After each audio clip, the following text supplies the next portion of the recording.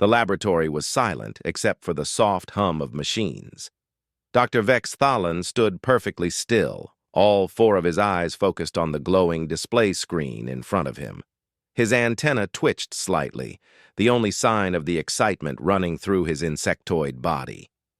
After 3 years, 7 months, and 12 days of constant work, it was finally complete. The Universal Extraction Calibrator rested on a white platform in the center of the room.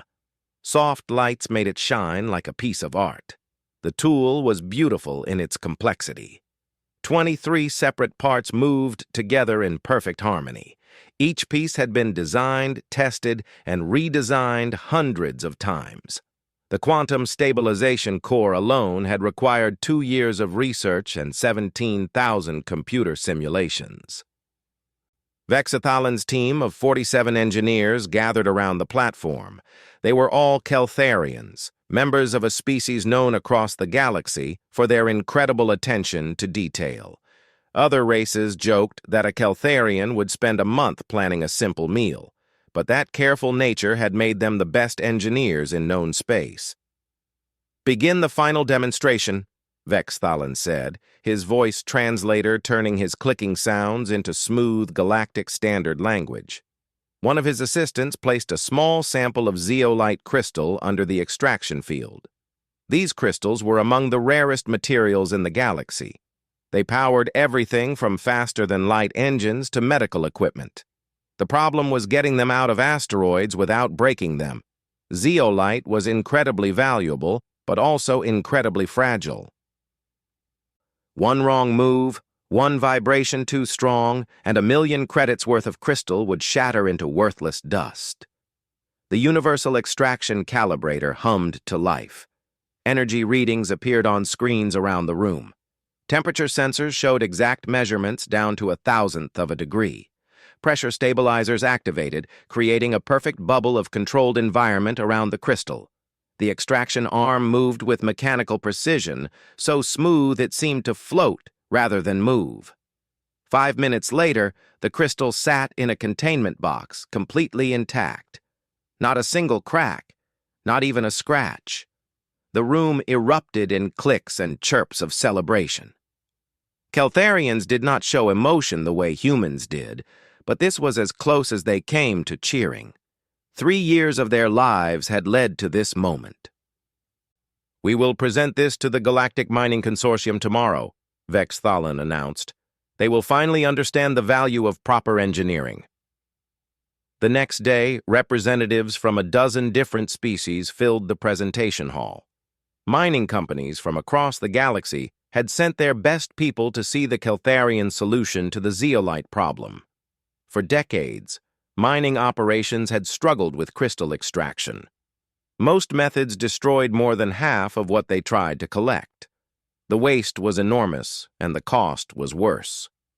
Vex Thalan gave his presentation with the confidence of someone who knew he was about to change an entire industry.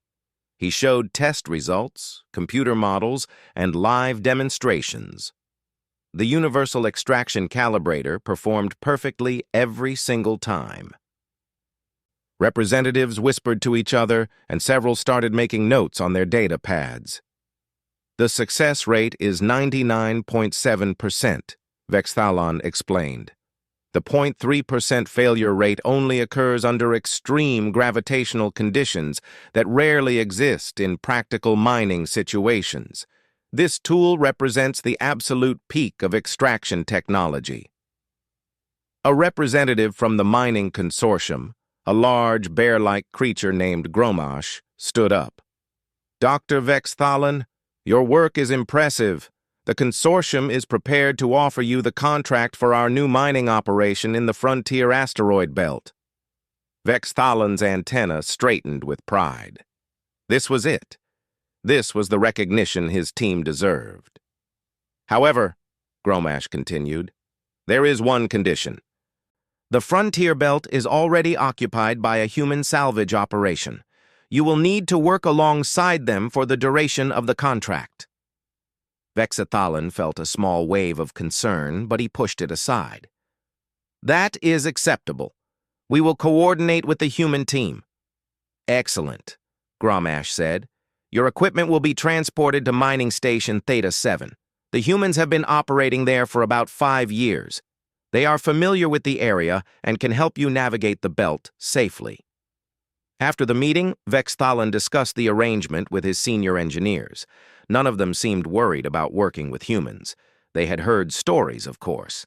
Humans were known for being unpredictable and sometimes reckless, but surely on a professional mining operation, they would follow proper procedures. We should prepare our equipment for transport, said Kelmina, one of the lead engineers. The environmental controls will need to be calibrated for the station's atmosphere. And we should bring backup systems, added Thexalor. I reviewed the station specifications. It is older than I expected. We may need to supplement their power grid. Vex Thalan approved both suggestions. Keltharians always prepared for every possibility. That was how they had survived and thrived as a species. Plan for everything, measure twice, cut once. These were the principles that had guided them for thousands of years. The transport to Mining Station Theta 7 took 3 days. The Keltharian team brought their equipment in specially designed containers.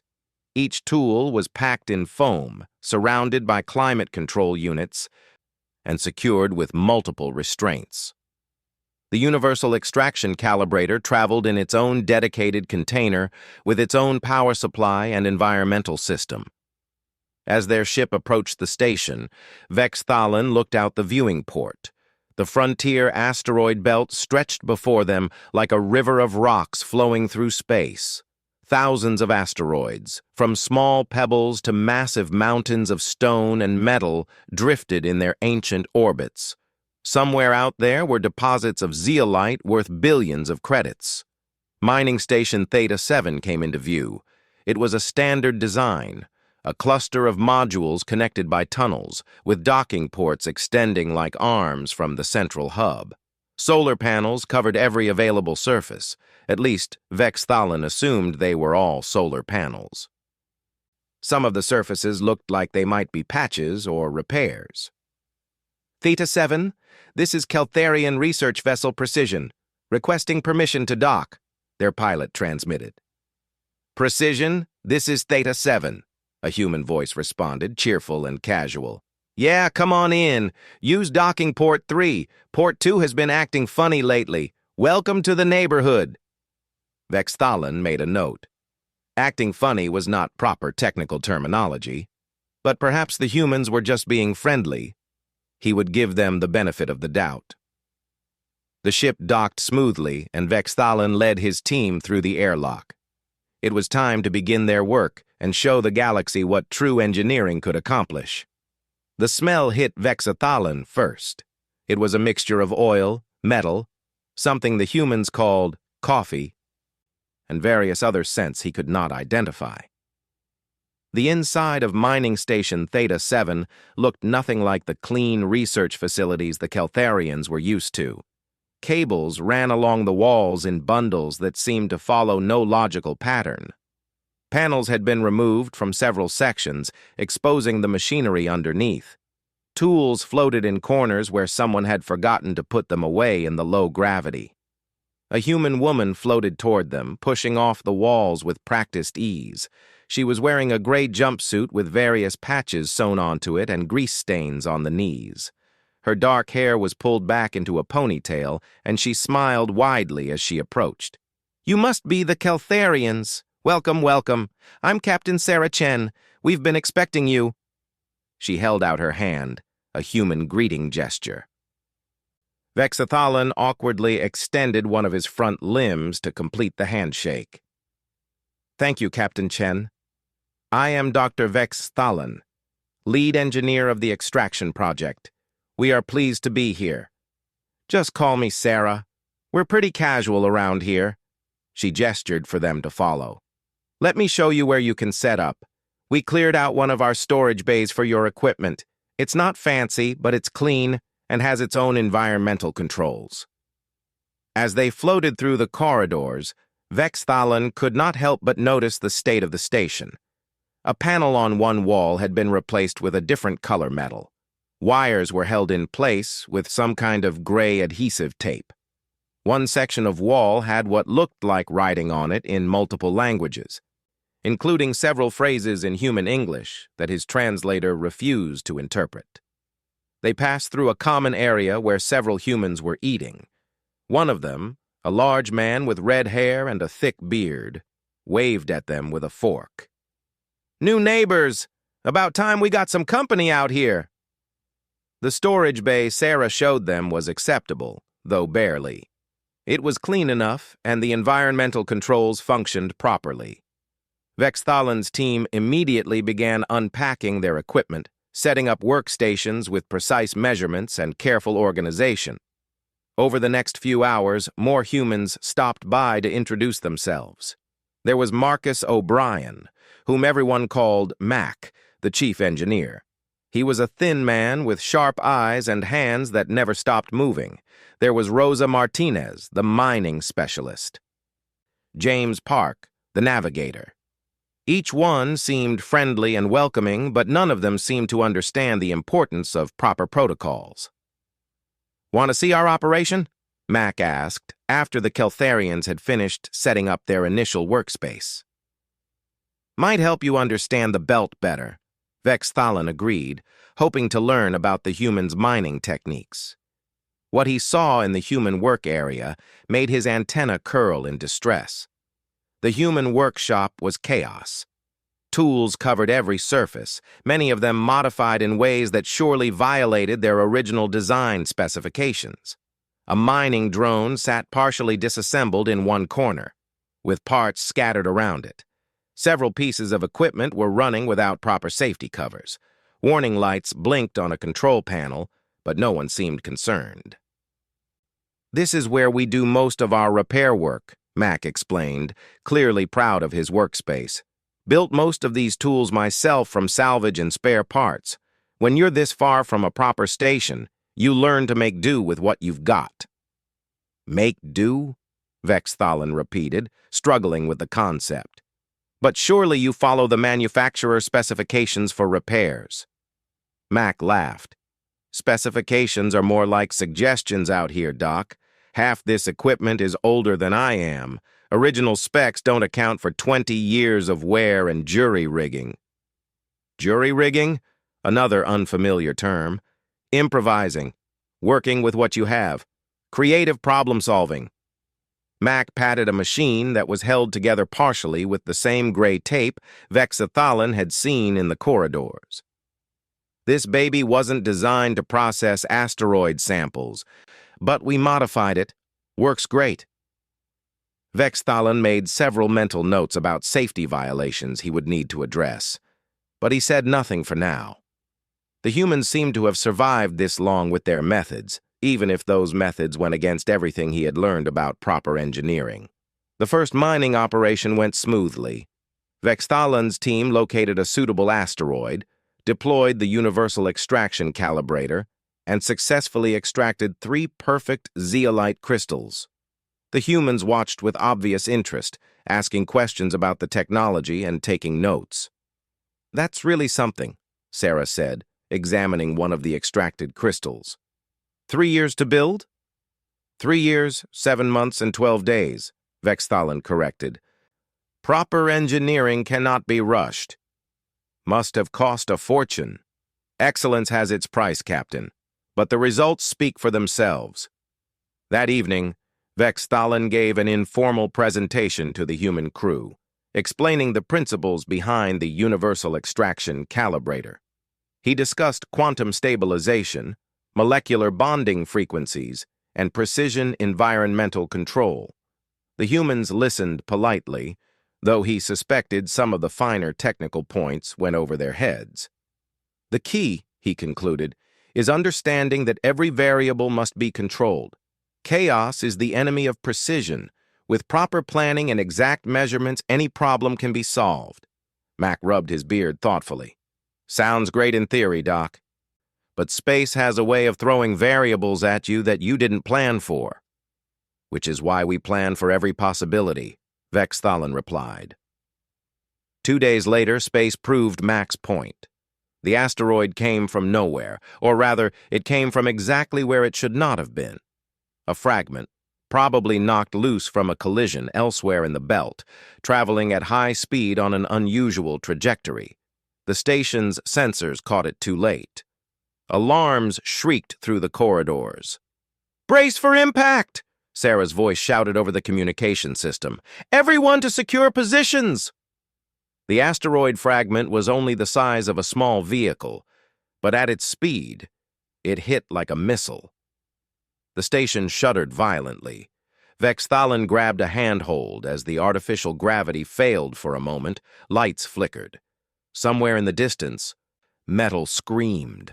When the shaking stopped, emergency lighting cast everything in a red glow. Vex Thalin's first thought was for his team. "Everyone report!" All 47 voices checked in, shaken but unharmed. Then Vex Thalin's blood went cold. The universal extraction calibrator was in the section that had been hit. He rushed to the storage bay, his team following. The door barely opened, damaged in its frame. Inside, disaster waited. The impact had torn through the outer hull, and explosive decompression had torn the room apart. Emergency force fields had activated, sealing the breach and saving their lives, but the damage was done. The universal extraction calibrator lay in pieces. The quantum stabilization core was cracked. The precision extraction arm was bent. Delicate sensors were shattered. 3 years of work, destroyed in seconds. Sarah appeared behind them, breathing hard. "Everyone okay? Any injuries?" "We are unharmed," Vex Thalin said quietly, staring at the wreckage. "But our equipment—" "Yeah, I see." Sarah pulled out a tablet and checked readings. "Okay, bad news and worse news. Bad news is your tool is toast. Worse news is that big asteroid we've been tracking, the one with the massive zeolite deposit. It's drifting toward a radiation zone faster than we predicted. We've got maybe 12 hours to harvest it before it's contaminated and worthless." Vex Thalin felt his legs weaken. 12 hours. It would take 6 months to build a new calibrator, even with rushed procedures. The contract, the reputation of his team, everything they had worked for, all destroyed by one random piece of rock. "I'm sorry, Doc," Sarah said softly. "I know how much that tool meant to you." The emergency meeting took place in the station's conference room, which was really just a larger common area with a table bolted to the floor. Vex Thalin sat with his senior engineers on one side, while the human crew occupied the other. A holographic display showed the target asteroid rotating slowly in the center of the table, looking beautiful and completely out of reach. "Can we go over the numbers one more time?" Sarah asked, though her tone suggested she already knew the answer would not change. Thexilor pulled up the calculations on his datapad. The asteroid contains an estimated 12,000 kilograms of high-grade zeolite crystal. At current market rates, that represents approximately 4.7 billion credits in raw material value. However, the asteroid's trajectory will take it through the Kepler radiation belt in 11 hours and 43 minutes. Once exposed to that level of radiation, the crystals will become unstable and worthless within 3 hours. "And there's no way to change the asteroid's course?" asked Rosa, the mining specialist. "Not with the equipment available on this station," Kelmina answered.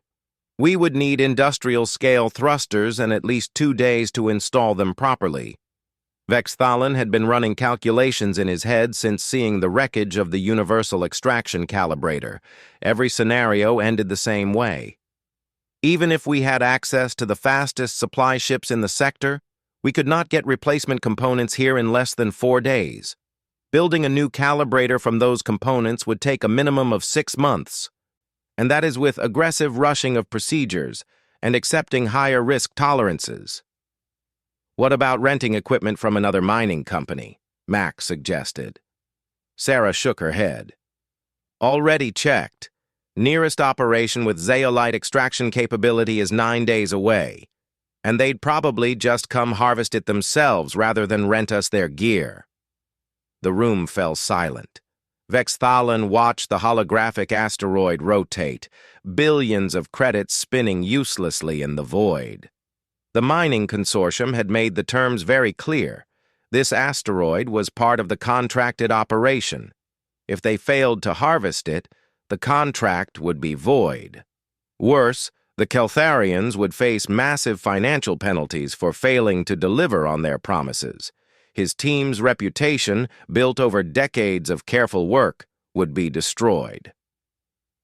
"I need to contact the consortium," Vex Thalan said finally. "Perhaps they will understand the circumstances and grant an extension." He made the call, though he knew it was futile. The consortium representative, a stern Vaxarian named Kresk, listened to his explanation without sympathy. "Dr. Vex Thalan, I understand your situation, but the contract is clear. Your team was hired specifically because you claim to have solved the zeolite extraction problem. If you cannot deliver, we will have no choice but to terminate the agreement and seek compensation for our losses." "But this was an unforeseeable accident?" "Space is full of unforeseeable accidents, Doctor. That is precisely why we need reliable solutions. I'm sorry, but unless that asteroid is harvested within the timeline, the contract is void." The call ended. Vex Thalan sat motionless, processing the magnitude of the disaster. Around him, his engineers were equally quiet, each absorbed in their own thoughts of failure. "Maybe we could help." Everyone turned to look at Mac, who had spoken from his position leaning against the wall. The human engineer had been quiet during most of the meeting, but now his sharp eyes were focused on the holographic asteroid with an intensity that made Vex Thalan uncomfortable. "Help?" Vex Thalan repeated. "How could you possibly help? This requires quantum-stabilized precision extraction equipment. It took my team, 47 of the finest engineers in known space, nearly 4 years to develop a solution." "Yeah, I get that," Mac said, pushing off the wall and moving closer to the table. "But you were trying to build something perfect. Something that would work in every situation, on every type of asteroid, under every possible condition. That's why it took so long and why it was so complex." "Complexity is necessary for precision," Vex Thalan replied, feeling defensive. "Sometimes," Mac agreed, "but not always. What if we didn't try to build something perfect? What if we just built something good enough for this one specific job?" "Good enough?" Vex Thalan felt his antenna stiffen with offense. Good enough was not a phrase that existed in Keltharian engineering philosophy. Sarah leaned forward, interested. "Mac, what are you thinking?" "I'm thinking about what Doc's fancy tool actually did. It stabilized the crystal's environment, cut through the asteroid material around it, extracted the crystal without vibration damage, and kept it cool during transport. 4 basic functions, right?" "Oversimplified, but essentially correct," Vex Thalan admitted. "And those 4 functions required 23 different components: quantum stabilization, perfect environmental control, and a cost higher than most starships." "Yes, because—" Mac held up a hand. "I'm not criticizing, Doc. Your tool was amazing, a work of art. But we don't need art right now. We need something that can pull crystals out of that one specific asteroid before it hits the radiation zone. Can I see the technical specs?" Vex Thalan hesitated. The idea of a human, even an engineer, examining years of complex research felt wrong. But what choice did he have? He pulled up the schematics on the holographic display. Mac studied them in silence, his eyes moving rapidly across the data. He zoomed in on certain sections, rotated the 3-dimensional model, and pulled up the operational parameters. The other humans watched him with expressions of confidence. Clearly, they trusted their engineer. After exactly 4 minutes, Mac looked up. "Yeah, okay, I can make something that'll work." The statement was so absurd that Vex Thalan actually laughed, a clicking sound that translated poorly. "You can recreate in 4 minutes what took us nearly 4 years to develop." "Not recreate, no. Your design is way more sophisticated than anything I could build. but I can make something that'll get those crystals out of that asteroid. Impossible. Want to bet 4.7 billion credits that I can't? That stopped Vexathalan cold. The human had a point. They had nothing to lose and everything to gain, but still the idea was ridiculous. Even if I believed you could design such a device, building it would take 10 minutes, Mac said casually. Maybe 15 if I have to get creative with the coolant system. Now several of the Keltharians were clicking in disbelief. Kelmina spoke up. That is completely impossible. The quantum stabilization field alone requires— Don't need quantum stabilization, Mac interrupted. That's the whole point. Your tool was designed to handle every possible type of crystal extraction under every possible condition. I just need to handle this one specific asteroid under these specific conditions. Way simpler. Sarah stood up. Mac, are you serious? You can really do this? One way to find out. Mac headed toward the door. I'll need access to our salvage bay, and Doc, I'll need you and your team to supervise. If I'm missing something important about zeolite crystal properties, I need you to tell me before I accidentally turn 4 billion credits into space dust.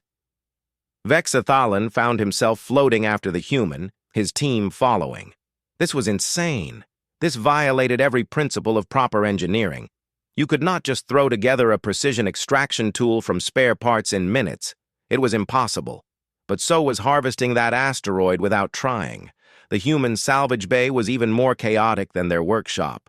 Broken equipment, salvaged parts, and mysterious components filled every corner. Mac moved through it like he had a map in his head, pulling items from different piles. Okay, here's the plan, Mac said, laying out several pieces of equipment on a workbench.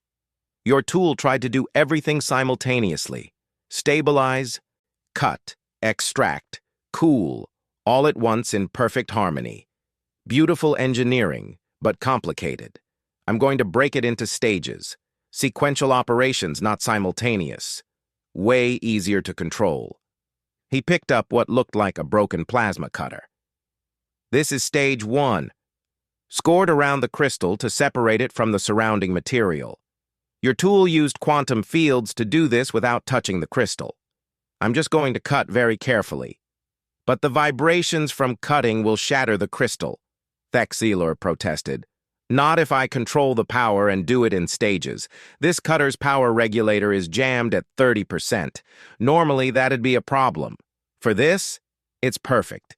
Gentle cutting, minimal vibration. He moved to another pile and pulled out a ring-shaped device. This is from a damaged cargo containment system. Magnetic field generator. Not quantum stabilized, just regular old magnetic fields. Stage 2.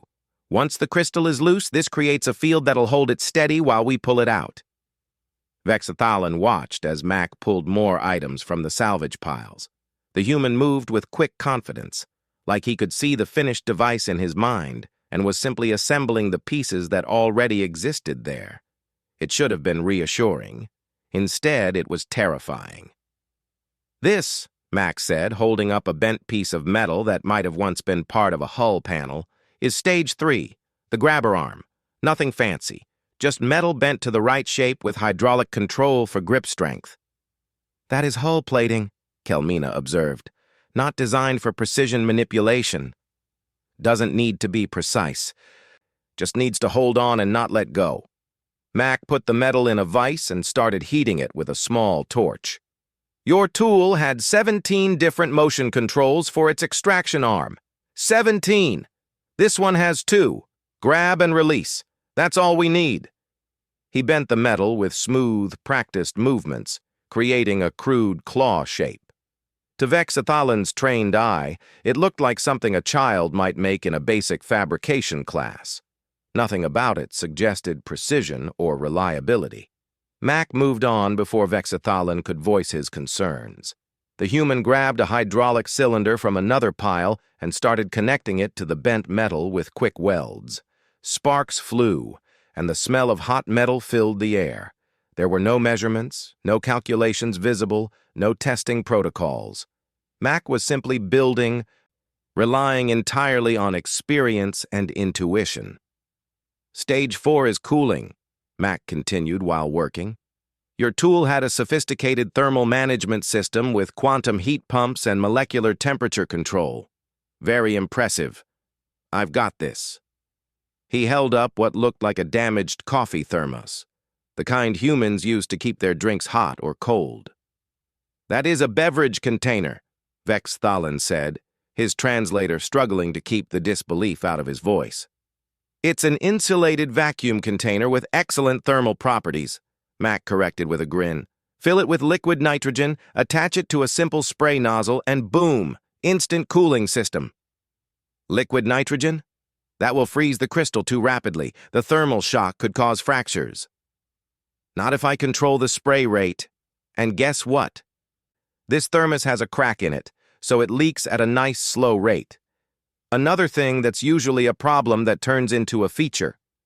Rosa had been watching from the doorway, and now stepped in with a canister. Got the nitrogen from the emergency fire suppression system. We've got plenty. Perfect.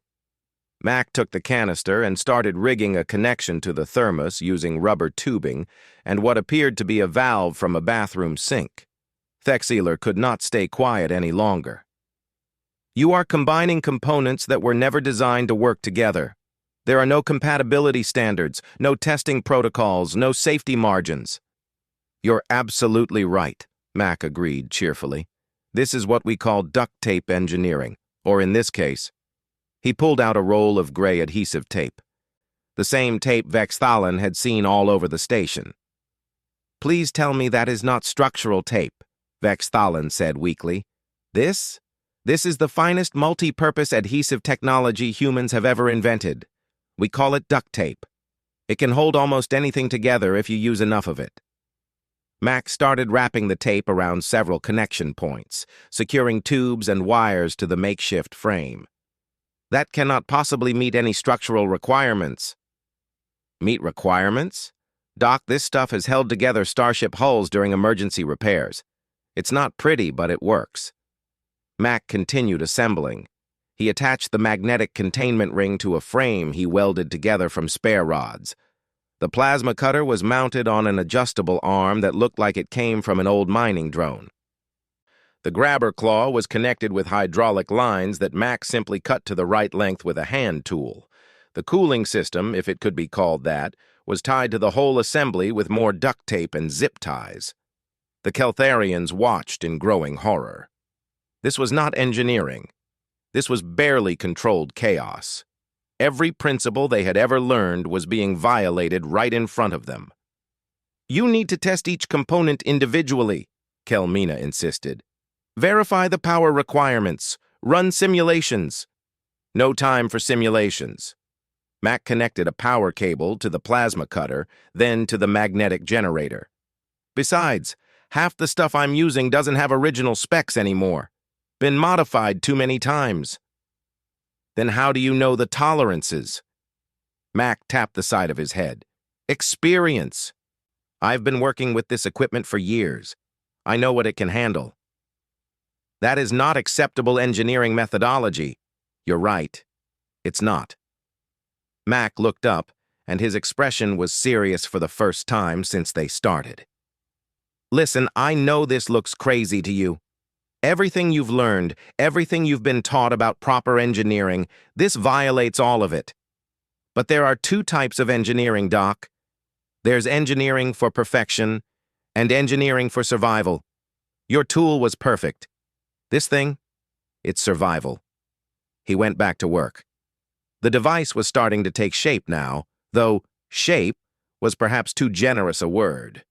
It looked like something that had been assembled by a very determined scavenger who had access to a junkyard and no other options. James Park, the navigator, stuck his head in. Mac, quick question. If this works, what are the odds it explodes? Reasonably low, Mac replied. How low is reasonably? Low enough that I'm willing to try it. That's not a number. Numbers are for people with time to calculate them. Mac stepped back from the workbench. 7 minutes had passed since he started. The device sat there, held together with welds, bolts, tape, and what Vex Thalan suspected was sheer optimism. "Right," Mac said. "Now for the control system. Your tool had a quantum computer running 17,000 lines of code to manage all the variables. I need something simpler." He pulled out a basic manual controller, the kind used for remote drones. It had 6 buttons and 2 joysticks. This controls the plasma cutter intensity, the magnetic field strength, the grabber arm position, and the coolant spray. Everything else runs on preset settings.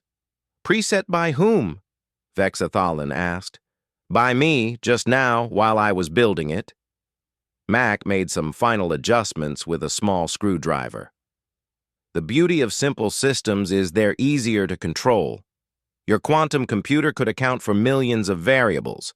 This controller can handle 6, but we only need to worry about 6 variables for this specific job.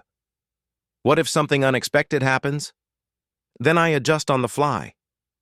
Mac tested each control, watching the corresponding part of the device respond. The plasma cutter sparked to life, humming at low power. The magnetic field generator created a visible shimmer in the air. The grabber claw opened and closed with jerky but functional movements. The coolant system sprayed a brief mist of nitrogen that evaporated instantly. "It actually functions," Thexalor said, sounding surprised and disturbed in equal measure. "Of course it functions. I built it to function." Mac checked a chronometer on his wrist. 9 minutes, 40 seconds. Told you 10 minutes. Sarah had joined the growing crowd at the door. "Mac, please tell me you're confident about this." "I'm confident it'll either work or fail spectacularly. Either way, we'll know quickly." "That's not reassuring." "It's honest." Mac secured the controller to his belt and picked up the device. It was not heavy, Vex Thalan noted. The universal extraction calibrator had required a specialized transport system. This improvised tool looked like Mac could carry it himself. "We need to test it," Vex Thalan insisted, "at least some basic trials before using it on the actual asteroid." "Doc, we've got 11 hours until that asteroid is worthless. Getting to it, setting up, and doing the extraction will take at least 6 hours, probably more. We don't have time for testing. Besides, the only way to really test zeolite extraction is to extract zeolite.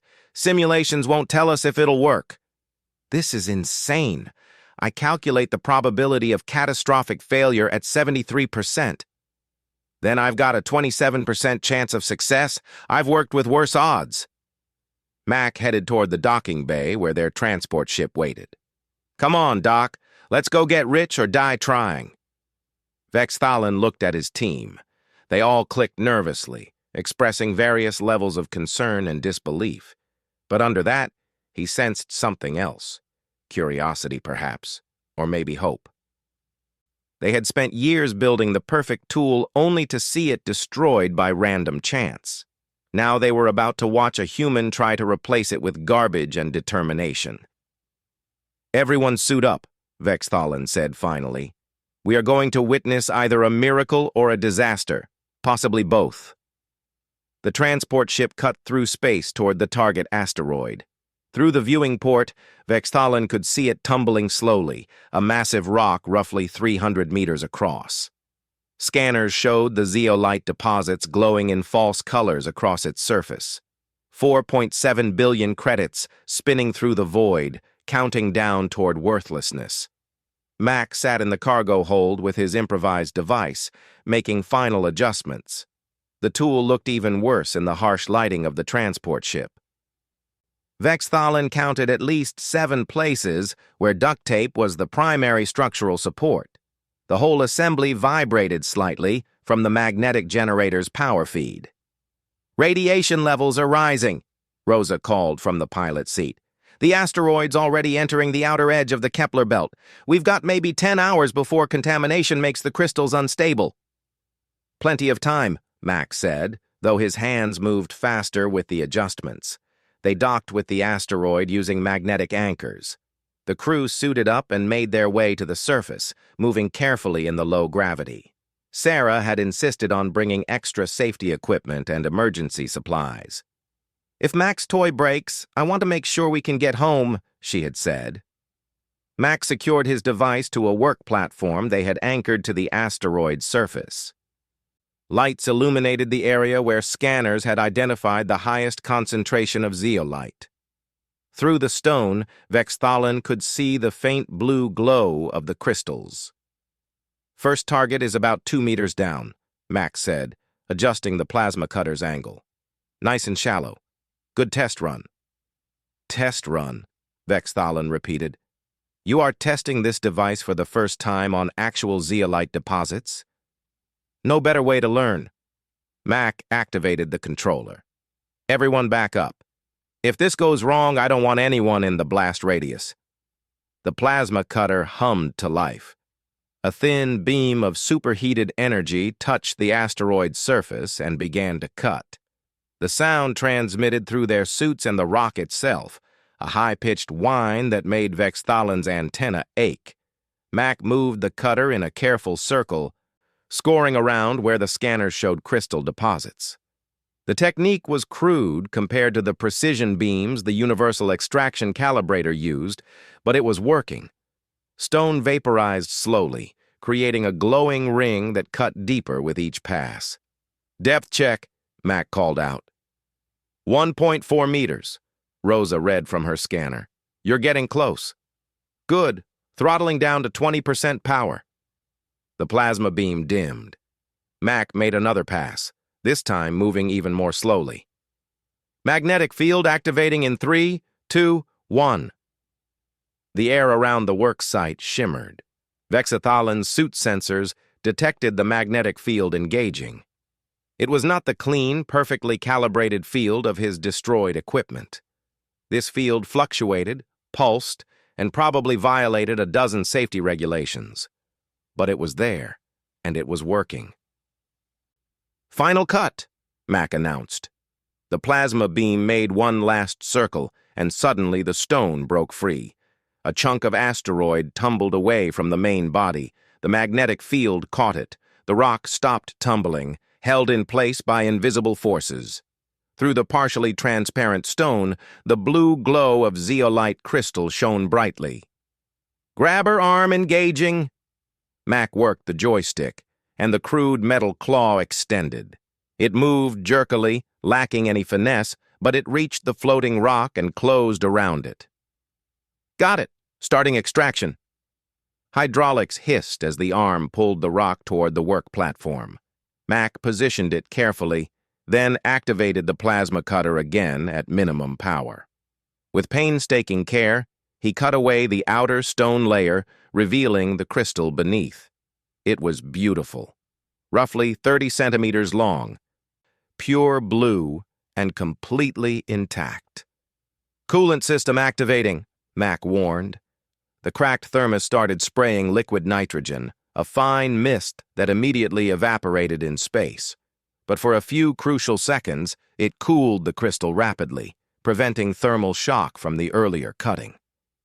"Crystal temperature dropping to safe levels," Thexilor reported, monitoring from his scanner.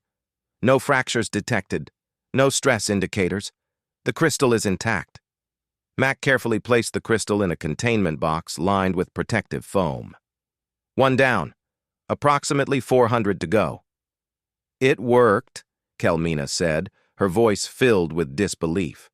"It actually worked." "Course it worked," Mac replied. "Now let's get into a rhythm. Doc, I need you and your team on quality control. Check each crystal as we extract it. If you see any stress fractures or signs of damage, tell me immediately so I can adjust the technique." For the next 8 hours, they worked. Mac operated his improvised device while the Keltharians monitored and checked each extracted crystal. Rosa and James moved the filled containment boxes back to the transport ship. Sarah coordinated the operation and kept watch on the radiation levels. The device held together through sheer stubbornness. The duct tape showed signs of strain. The hydraulic lines leaked slightly. The magnetic generator overheated twice, requiring brakes to cool down. The plasma cutter's power fluctuated randomly. By all reasonable standards, the tool should have failed catastrophically within the first hour. But it did not fail. Mac adjusted continuously, compensating for problems as they appeared, adapting his technique to the device's quirks and limitations. When the magnetic field grew too weak, he boosted power and accepted shorter working periods. When the plasma cutter started running hot, he reduced cutting speed.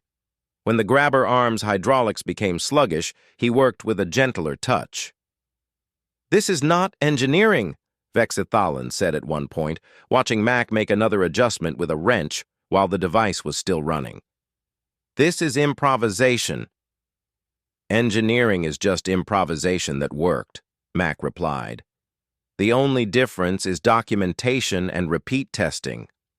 By the 8th hour, they had extracted 17 high-quality crystals and 132 smaller ones. The total value exceeded 5.2 billion credits.